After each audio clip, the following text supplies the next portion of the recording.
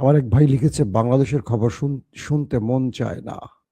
আমারও বাংলাদেশের এইসব খবর দিতে ভালো লাগে না, কিন্তু অনেক কমেন্ট করছেন যে ভাই বাংলাদেশের খবর একেবারে দেয়া বন্ধ করলেন কেন? আমরা বাংলাদেশের খবর শুনতে চাই।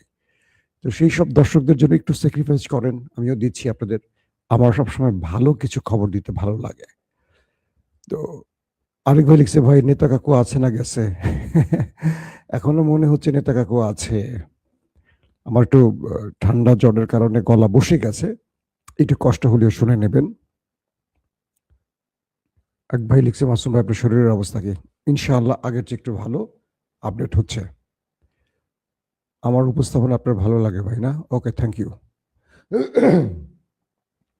দর্শক, আজকে অনেকগুলো গুরুত্বপূর্ণ খবর আছে, আল্লাহ সুস্থ রাখলে পুরোটাই দেওয়ার চেষ্টা করব। বলতে পারি আজকে অনেকগুলো খবর আছে এবং আপনার ধৈর্য সহকারে বসে থাকতে হবে। আমি প্রথমে বাংলাদেশের খবরটা সংক্ষিপ্ত আকারে একটু দিয়ে নিই, তারপর আমি চলে যাব, কারণ বাংলাদেশের সংবাদটা আমি খুব বেশি অল্প সময়ের জন্য দেব। প্রথম বিষয়টা হচ্ছে, বাংলাদেশ সংসদ এখন উত্তপ্ত হয়ে গেছে। আজকেও দেখলাম বিরোধী দলের নেতার সাথে স্বরাষ্ট্রমন্ত্রীর বাকচিত হয়েছে, বাট ভদ্রচিত্তভাবেই হয়েছে।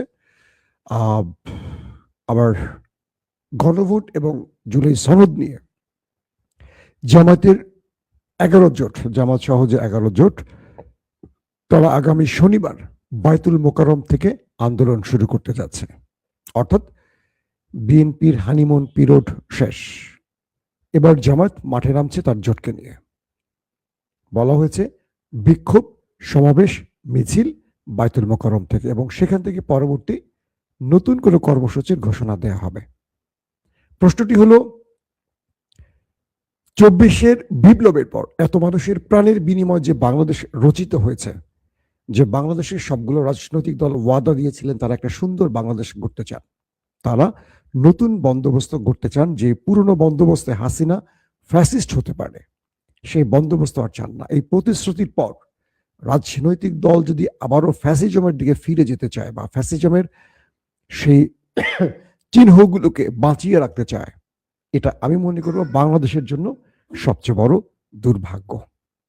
প্রথম কথা, আজকে আমি দেখলাম যে জামাত নেতা হামিদ হোসেন আজাদ না হামিদ আজাদ, মাঝখানে একটা নাম আছে, আমি ভালো নামটা জানি না, হামিদ কি আজাদ এরকম একটা নাম, সিনিয়র একজন পলিটিশিয়ান জামায়াতের, তিনি বলেছেন যে বিভিন্ন অধ্যাদেশ বাতিল করে বিএনপি হাসিনার চেয়েও বড় ফ্যাসিস্ট হওয়ার পথে এগুচ্ছে।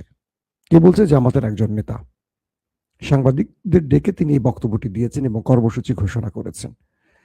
আমি বিশ্বাস করতে চাই, যে দেশটির এখন প্রধানমন্ত্রী আমার সবচেয়ে প্রিয় মানুষ তারেক রহমান, তিনি বাংলাদেশটাকে আগের স্থলে আর নেবেন না, একটা নতুন বাংলাদেশ উপহার দিবেন, যেটা তিনি লন্ডন থেকে 18 কোটি মানুষকে বারবার প্রতিশ্রুতি দিয়েছেন।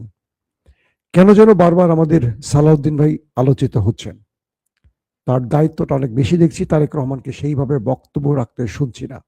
তিনি শুধু বসে বসে হাসেন, তার হাসিটা বেশ সুন্দর, কিন্তু আমার কাছে অদৃশ্যভাবে কিছু জিনিস মনে হচ্ছে, আমি জানি না এটা সত্য কি মিথ্যা বা এটা কি হবে। বিএনপির উপর কারো দায় আছে, তো বিএনপি চাইছে যে তারা জুলাই সনদ গণভোটের পক্ষে থাকবে না। আমি জাস্ট একটা আইডিয়া দিচ্ছি আপনাদেরকে, সত্য না মিথ্যা জানি না, আমার রাজনৈতিক বিশ্লেষণ থেকে বলছি।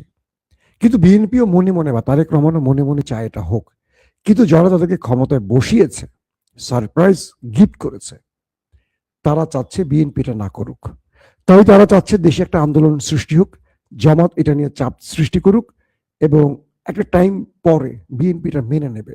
বেগম জিয়া এই কাজগুলো করতেন, আমি তার সাথে ওপেন ডিসকাশনে তার কিছু এরকম তথ্য জেনেছি, আমার আগের দর্শকরা তাদেরকে সংক্ষিপ্ত কিছু ভাষণ আমি শুনিয়েছিলাম আপনাদের।